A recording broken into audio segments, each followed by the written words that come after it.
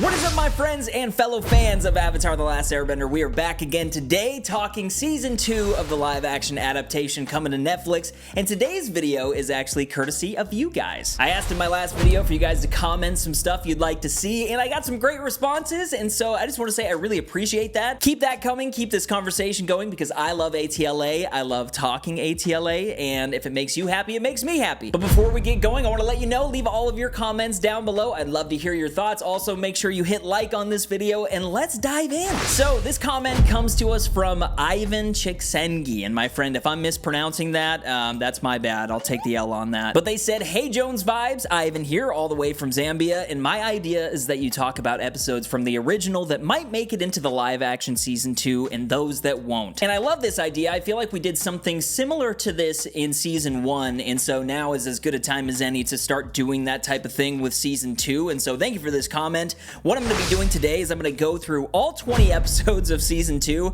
and I'm just going to kind of talk about whether I think that they're going to adapt the episode, what parts they might adapt, or if they're just completely going to discard the episode and just kind of get into the finer details of things and what we think season 2 is going to look like. So I'm going to start with episode 1 here and just kind of go down the list. We all know that, you know, after watching season 1, there's not going to be as many episodes as there was in the original series, although these episodes are typically like an hour long, so they can get a lot of information into them. But no matter what, things are going to get left out, and also after watching season 1, we saw that they adapted several different things and kind of changed the story around a little bit to kind of fit their vision. So I am really curious to see what they end up doing in this season, and as I've kind of taken a look broadly at all of these different episodes, there's a lot of bits and pieces that need to be in this season. And so yeah, let's start with episode 1. We have the Avatar State, and this episode is honestly kind of a banger of an episode. I feel like if I was doing a rank, it would be near the top. But what happens is it just kind of gets us back into the groove of things. You understand that the main objective of this season right now is Aang learning earthbending, so he's trying to get to Omashu,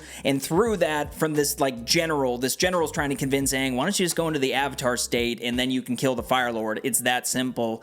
And I guess the main information that you take from this episode is Aang talking to Roku, and Roku explaining to Aang that if he goes into the Avatar State and he's killed, it permanently ends the cycle and the Avatar will be gone forever. And that is really important information as it pertains to the live action. Like, I feel like it's going to be very necessary for them to put that in there, especially as we head towards the finale. When it comes to the Crossroads of Destiny, all of that information comes full circle, and this season hinges on a lot of that, on the Avatar State and Aang kind of trying to take control and try to do things his way a little bit too early before he's ready. And so I know that they're going to have to adapt this information. Just when we look at the live action and how they did things last season, I feel like it might be a little bit jumbled up. They might focus more on like Aang catching up on waterbending pretty quick. I feel like they have to just get that out of the way as far as exposition goes, and then focusing on him learning earthbending, and maybe him talking to Roku and learning about this will come like a couple episodes in. I don't really know how they want to adapt it, but again, this information is really important. So it's funny, this being the first episode, it's just, there's a lot of necessary story beats that we're gonna have to get from this episode specifically. But moving on, we got episode 2, and this one is the Cave of Two Lovers. Pretty self-explanatory if you've seen season 1. They already did this, except for it was Katara and Sokka. One of the most like hated episodes, I think, of the live action. I actually enjoyed the episode itself, but I don't like what they did with the Cave of Two Lovers, because this is supposed to be a moment where Aang and Katara, you kind of see where that story's heading. It's a really special moment for those two, and the fact that it ended up just being like a story beat for Sokka and Katara to be like a better brother and sister and come together, and that's how they get out. It was okay. It's just, you didn't learn a lot about the Earthbenders too, the Badger Moles. Like, that was a big part of that episode, and I hope that we get moments between Aang and Katara as we move forward. I get they were pretty young in live action to kind of start that stuff up, but now, like, they're old enough. Like, we gotta get that love story going, because truly it's one of the most important parts of the original series. So, but moving on to episode 3, Return to Omashu. And honestly, I think there's just some information within this episode that can be conveyed a little bit easier and just added to other episodes. Like, we already saw the fact that Omashu Omashu was captured. We already saw Azula standing in front of it, and I don't really know how much Boomy we're gonna end up getting. You know what I mean? Like, I don't know if they're gonna do all this stuff. I don't know if they're gonna do the Pentapox thing. Do you guys remember the Pentapox part of this episode?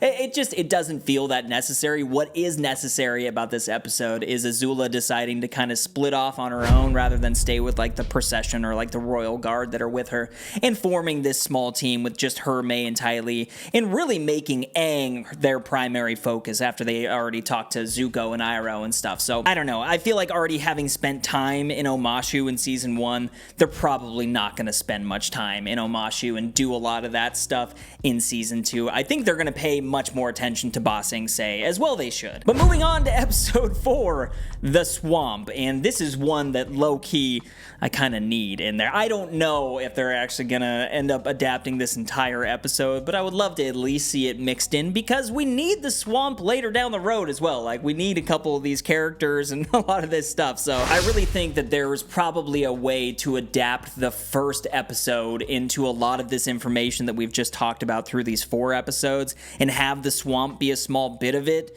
and have kind of the waterbending section of the swamp people, like the swamp waterbenders, have an effect on Aang. And he's also learning that like everything's connected in the world, you know what I mean? Like everything's a part of the same thing.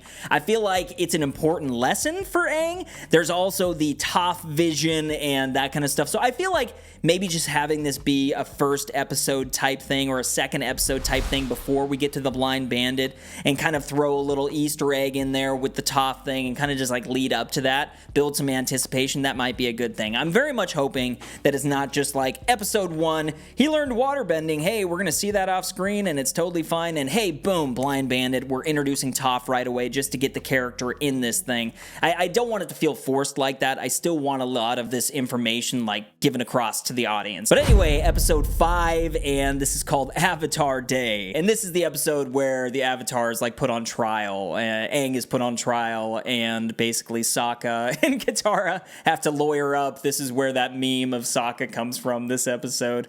And although I think it's important, I think it's a lot of fun in the original series, I don't know how necessary this is going to be for a live action adaptation. I don't know how necessary the information really is. Obviously, we all love Kyoshi. I would love to see a freaking live action Kyoshi series, man. Those novels, like, I'm in the process of reading the Kyoshi novels right now. They're so dang good, but I just don't know how much influence Kyoshi needs to have even in this second season. There is something in this episode that is Zuko, and we haven't really talked about Zuko so much in these first few episodes. There's just some back and forth. There's some of the Azula stuff, but in this episode, I believe, is when Zuko and Iroh kind of split. Like, they're going to be better off. Zuko thinks that they're going to be better off on their own. Gonna have to get to this Zuko and Iroh splitting ways things in order to get to Zuko alone, which I'm going to talk about in a little bit. But yeah, episode 5, I don't know how much they're going to put in there, but there's a little bit of information that I think would be necessary. But episode 6, this is the important one, The Blind Bandit. This is so many people's like favorite episode of the damn show, and it's the introduction of Toph.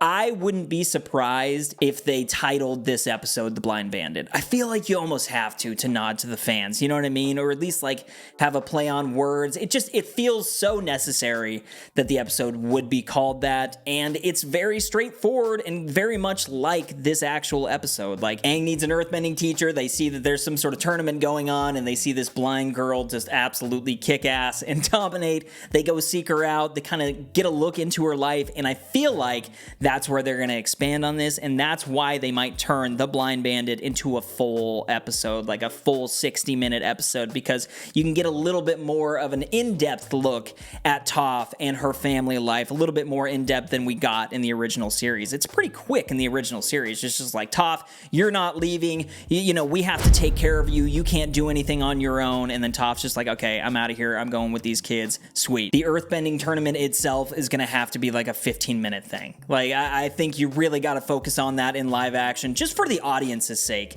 I think a lot of people that watch this show, I say this often, have seen the original series, but there definitely are people that maybe haven't seen the original series and are solely just watching this live action adaptation. And so I feel like you really got to reinforce this tournament and how badass of an earthbender Toph is, because without proving that, just kind of like we got with Zuko and Azula in the first season, without proving that they can kind of hold their weight, the character doesn't hold much much weight. And so we need to see how amazing Toph is in this brief introduction. You know what I mean? So that's what I think, man. I hope that they end up adapting the entire episode. I really do. And you also have to have the ending where they think that Toph is kidnapped. You know, she goes off with Aang and them, and the parents send out whatever that guy's name was, Master Yu or whatever, to like go bring her back. I feel like they're probably gonna insert that in some way and have that take part. I think that would be good. But on to episode 7, Zuko alone. And I feel like I'm gonna sound a little bit repetitive here, but there are a few episodes within the second season that I just feel like are so freaking important for the characters. The one that we just talked about, Blind Bandit, it's so important for Toph. Zuko alone is so important for Zuko, man. This is all that freaking backstory, man. Zuko's mom, this is Azula, you know, when she's young, how terrible she was to Zuko. Just all of that exposition that we need for the character. We got a little bit of it in season 1. We got a little bit of it just kind of early there. But this is when it comes full force. And you have Zuko deciding to split with Iroh and really starting to find himself as a character, or at least really being in the midst of such a powerful transition as a character. I just feel like I'm going to be so disappointed if this isn't the main bulk of an episode and it's just Dallas Liu by himself. And he's out with these, like, you know, the townspeople. Then there's the family that kind of takes him in. They think he's just kind of the savior of the city and he's doing a lot of these cool things. And then he sees that once he actually firebends accidentally in front of people, or he kind of lets his rage get the best of him, they immediately turn on him. Just because it's that mark, it's that Fire Nation mark that people just, you know, they hate. They will hate him because of it, even if he's a good guy.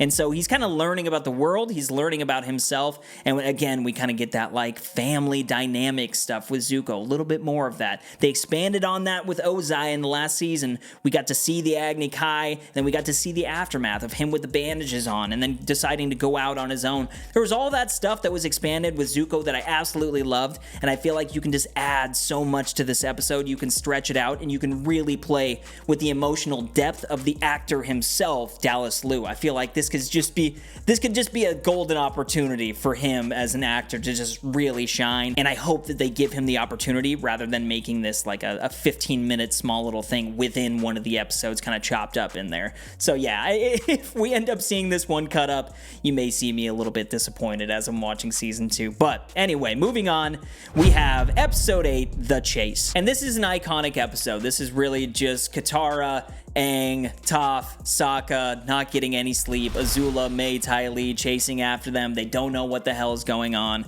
till eventually they're confronted. And this is really where Zuko alone, Azula's story, and the gang story all collide. It's a great opportunity to have the gang kind of play a little bit off of Zuko. Zuko's still battling that dynamic of Azula and Iroh. Iroh kind of enters the fold again, and then you have that moment at the end where Zuko's trying to help Iroh, and Katara tries to lend a hand, and Zuko's like, leave. You know what I mean? I think this episode could be chopped up a little bit. I wouldn't be surprised if maybe they added the end of this to the Zuko alone episode, and maybe they kind of set it up in the previous episode. I'm not really sure how they're going to make it work, but there's a lot of really good bending action within the fight scenes in this one. I feel like you have to have that. But moving on to episode 9, we have Bitter Work. And as I'm going through these, I'm starting to be like, dang, man, these are all so important. It's crazy, but this is the episode where Aang is starting to learn earthbending from Toph. She starts to get frustrated because he's a little bit immature. There's also the saber-toothed moose lion and Sokka getting stuck, and then Aang saving him with the earthbending. There's also the really important other side of this episode with Zuko saying, I'm ready to learn how to lightning bend, how to redirect lightning. And this is another one of those really necessary moments with Zuko where he's standing on, I think it's like a mountaintop or whatever, but it's pouring down rain, the lightning striking, and he's yelling out like, you've already thrown everything you can at me, well now I can give it back. It's freaking beautiful and brutal at the same time, and this is some of that Zuko stuff that is just so important to see in season 2. I just feel like they need to hammer those moments, whether they get some of the small side moments with Zuko and some of the small side moments with the gang.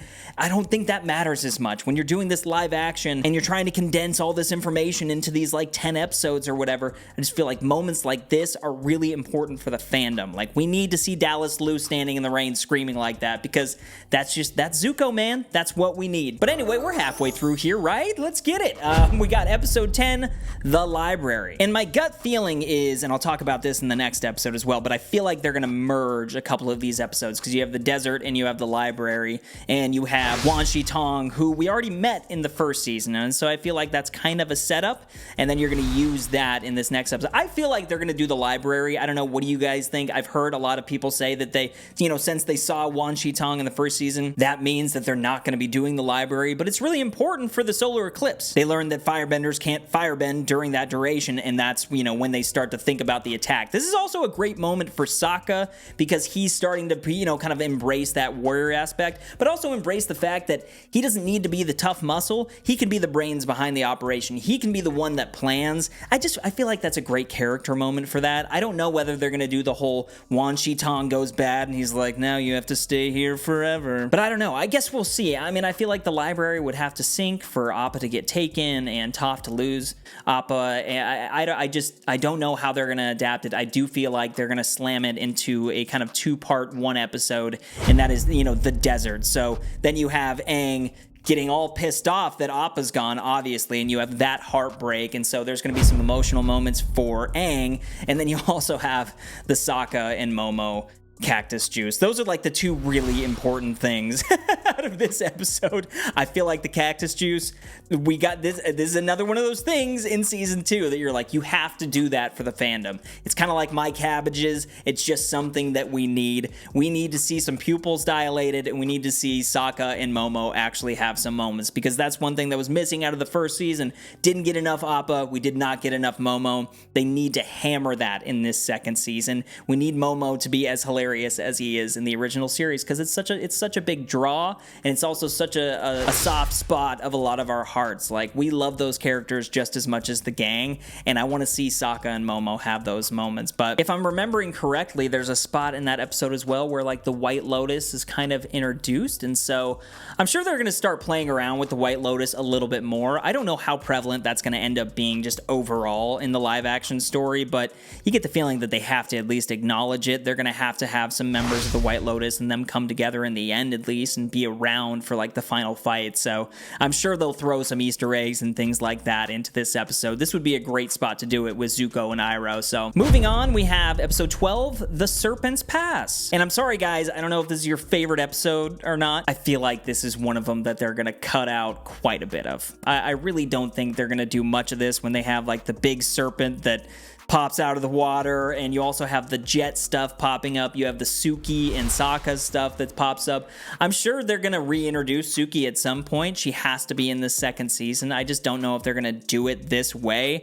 This is one of those points where Aang ends up separating, and he's like, I'm going to go find Appa and Ba Sing Se, and this is when he sees the drill. So I feel like they're just going to adapt a couple parts of this episode and throw it and combine it and mash it up with the next episode, the drill. And that leads us into episode 13, The Drill, and this is a very important episode. At least this set piece is really important. I don't know if you need all of the information that's conveyed within this thing, but it's mainly just one big battle. This is a huge moment for Azula, Mai, and Ty Lee kind of showing their chops, as well as this is a solid moment for them to really show how serious they are. And there's just this massive drill going against the wall of Ba Sing Se. I just feel like it's going to be spectacular. I really hope that there's a lot of practicality within the sets for this episode, and I really think this is going to be like a solid midway point to the season where we get to see some really good action, and maybe like the entire back half of this episode is just action, because again, this is a live action series and a lot of that stuff is important. Like, that's what you want to see. You want to be entertained. There's also a whole section in this episode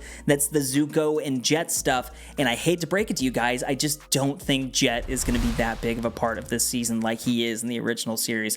I'm pretty sure they're just going to cut all that out. I would. If I was writing this, this and I was writing the live action adaptation, I would cut a lot of that stuff out that's just not necessary. You know what I mean? There are a lot of Jet stands out there that are probably mad at me, but I don't know. That's just how I feel about it. But moving on to episode 14, we have City of Walls and Secrets. And as we get into the Ba Sing Se stuff, again, I think this is going to be a good opportunity for them to kind of mash up a lot of these little story beats that are happening within each episode. This one is mainly about figuring out that Ba Sing Se isn't really what they thought it was, especially as it pertains to the king. They want to have a meeting with the Earth King, and they're like, why the hell can't we get to him? And this is really when Long Feng kind of steps out of the shadows, and we really start to meet Long Feng. And what you really need to hammer here is the brainwashing, showcasing that the Earth King just thinks Ba Sing Se is a utopia, and he has no idea what's actually happening, you know what I mean? There's also the Lake Laogai stuff. There's the stuff with Jet that I don't know if they're going to end up doing stuff with Jet, but showcasing kind of the MK Ultra, like the Winter Soldier-esque moment where like people can be triggered because they've been hypnotized.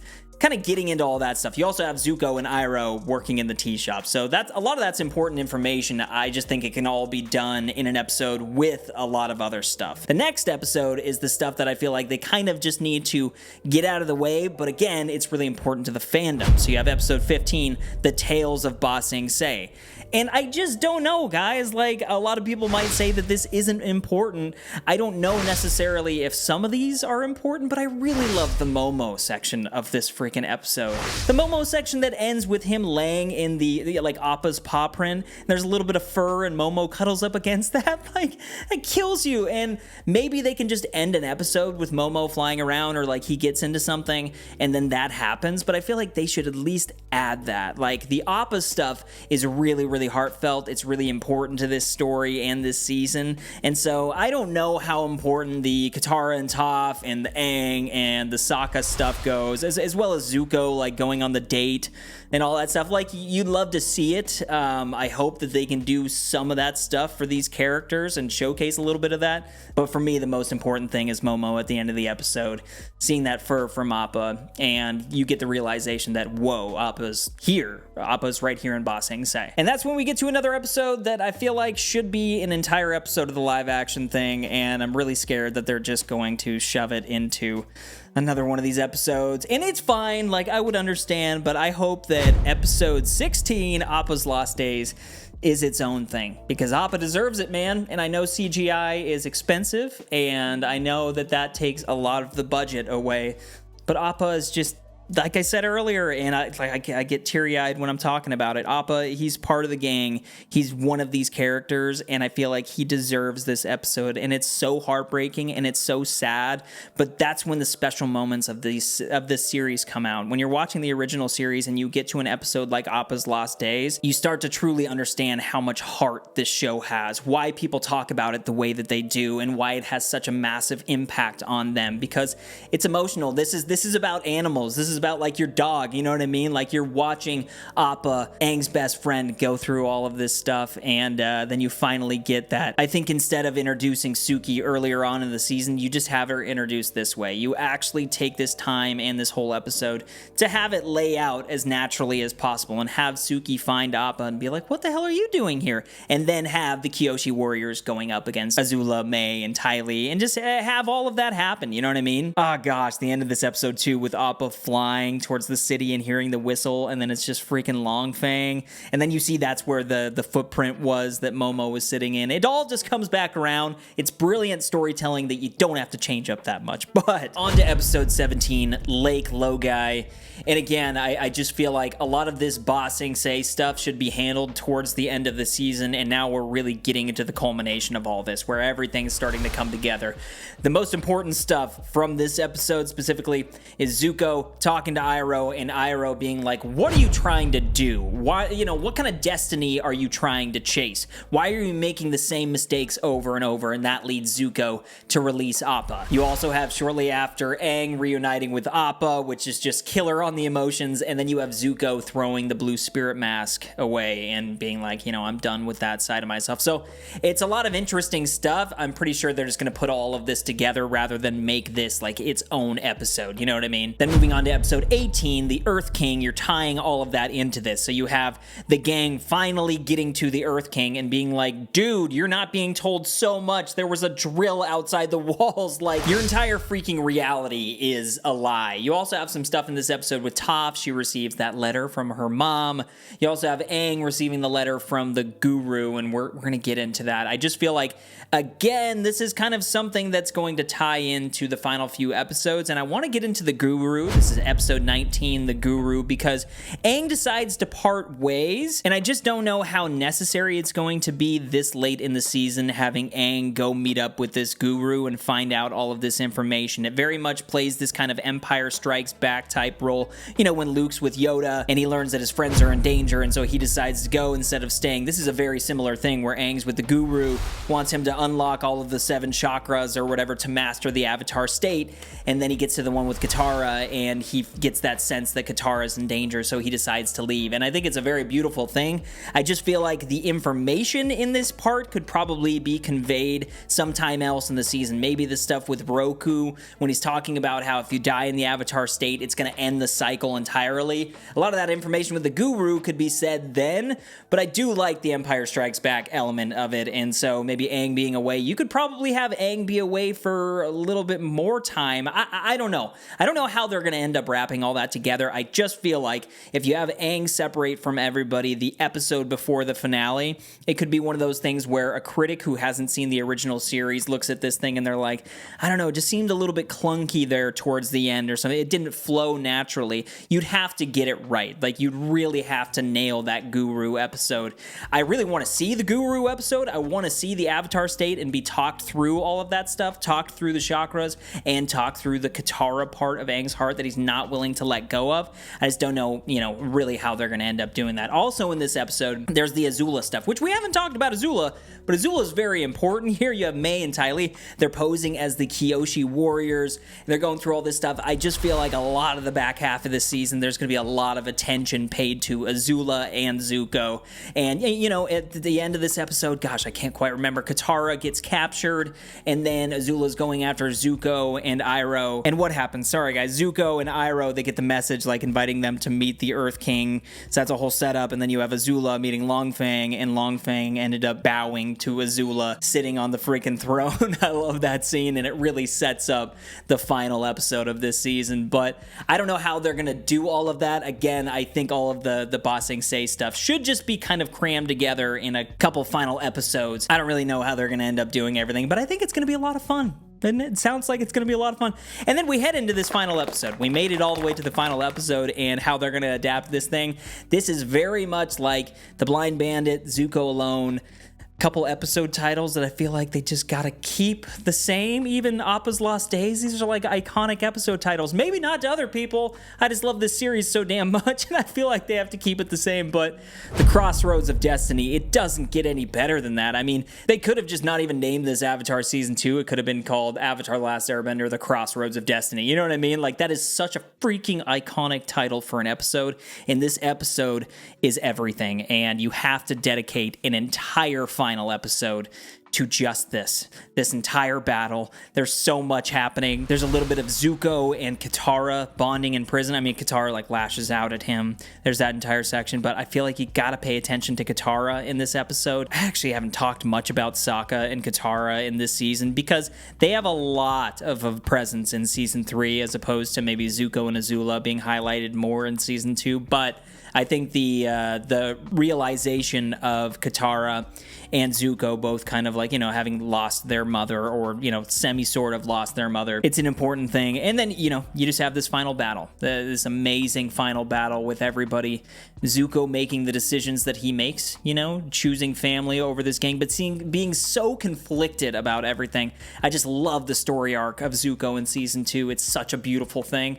And the decision in the end still being a little bit bummed out, like, Zuko, what are you doing? And then there's the entire thing with the Avatar state. And I just feel like this is going to be massive. This is going to be, showcasing Aang letting go of the connection to Katara, but then getting struck by the lightning from Azula and having that entire moment where Aang basically dies and Katara heals him. It's a beautiful thing to watch, and it sets up season 3 so freaking cleverly because Aang has to work himself back up to his feet. Not to reference Star Wars all the time, but it's just because season 2 feels so much like Empire Strikes Back. You really end the season without much hope, Aang being defeated, and they don't really know what they're going to do, and Zuko is going off to do exactly the opposite of what you want for him as a character. It's just, I love when the middle chapter of a story ends like this because you have to watch what's coming next. You can't help but just anticipate the next season or the next thing so much after our heroes have a little bit of defeat, but we need to feel all of these moments. It all has to feel earned as we get towards this final episode, and I really hope that they do end up titling the final episode Crossroads of Destiny, and they really just kind of leave it alone. There's a lot of stuff in season 2 that I hope that they just sort of leave alone, and then they mash up the things where necessary. We talked through all of these episodes, and there is a lot of stuff that I feel like piece by piece they can construct this thing and make it all make sense and make it work out, but there again is a lot of stuff that you don't really want touched. I don't want Appa's Lost Days touched. I don't at all. But my friends, that was a lot, but it was really fun to go through each one of these and kind of talk about where this season's gonna go. I am really excited for season 2. Everything that I've heard so far is that they're honoring the source material and they're having a lot of fun doing it, and things are coming along swimmingly. Apparently the production for season 2 is going really, really well, whereas season 1 there was some other stuff that was kind of going on with it. So I'm really excited. It sounds like things are going to turn out well. I'm excited for all these actors to kind of embrace season 2 and really come into their own playing these characters. But when it comes to this video and talking about this story, I'm excited to see where it all goes. Please let me know your thoughts down in the comments. What do you think is going to be happening in season 2? Do you think they're going to keep some of these episode titles the same? Do you think they're going to keep some of the episodes themselves just the same? Or do you think they're going to break up everything? Do you think they're going to rearrange everything? What do you think is going to happen? Please let me know down below and keep that conversation going. Also, my friends, make sure to hit the like button if you haven't already. Hit subscribe if you're new here because I make ATLA content all the time. But more than anything, keep up the good vibes. I'll see you in the next video. Peace!